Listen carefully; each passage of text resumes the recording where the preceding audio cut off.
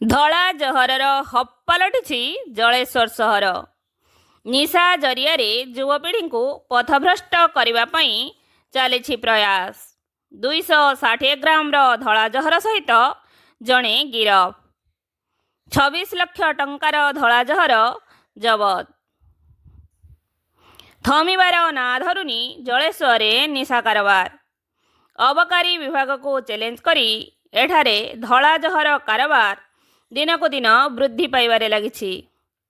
କାରବାର ସମୟରେ ଖବର ପାଇ ଜଣେ ଧଳା ଜହର ବ୍ୟବସାୟୀଙ୍କୁ ଜଳେଶ୍ୱର ପୁଲିସ ଧରିବା ସହ 260 ଗ୍ରାମ ଧଳା ଜହର ଜବତ କରିଛି।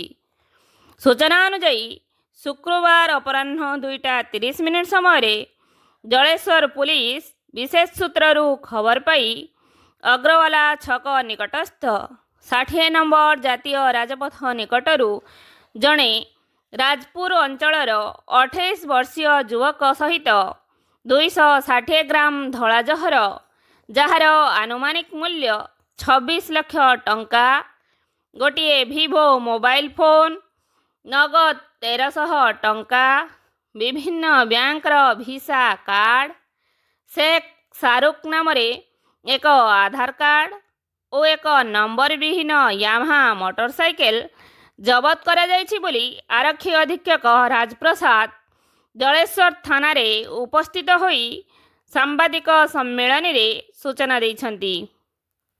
ଉକ୍ତ ଯୁବକଙ୍କ ନାମରେ ପୂର୍ବରୁ ତା 5/2/2020 ତାରିଖରେ NDPS କେସ୍ ନମ୍ବର 53/2020, ଜଳେଶ୍ୱର ଥାନାରେ ଅନ୍ୟ ଏକ କେସ୍ NDPS କେସ୍ ନମ୍ବର 300 15/9/2021 ଥିବା ଆରକ୍ଷୀ ଅଧୀକ୍ଷକ ସୂଚନା ଦେବା ସହିତ ଉକ୍ତ ଯୁବକର ପିତା ଏବେ ଜେଲ୍ ହାଜତରେ ଅଛନ୍ତି ବୋଲି ଜଣାଇଛନ୍ତି। ଉକ୍ତ ସାମ୍ବାଦିକ ସମ୍ମିଳନୀରେ SDPO Dilip Kumar Sahu, IIC Jayant Kumar Behera, SI ଚିରଞ୍ଜୀବୀ ରାଉତ, ମଧୁସ୍ମିତା ସିଂ ଓ କ୍ରିଷ୍ଣା ପଙ୍ଗୁଆ, ASI ନରହରି ମହାଳିକ, ଲମ୍ବୁଧର ମୁର୍ମୁ, ସୃଷ୍ଟିଧର ବେହେରା ଓ ନୀଳକଣ୍ଠ ପୃଷ୍ଟି ପ୍ରମୁଖ ଉପସ୍ଥିତ ଥିଲେ। आमके गोटे क्रेडिबल इनफॉरमेशन मिली थिला कि गोटे जने बेंगल आड़े गोटे बाइक धरी करे किसी contraband article NDPS article narcotics article धरी करे आसुछे।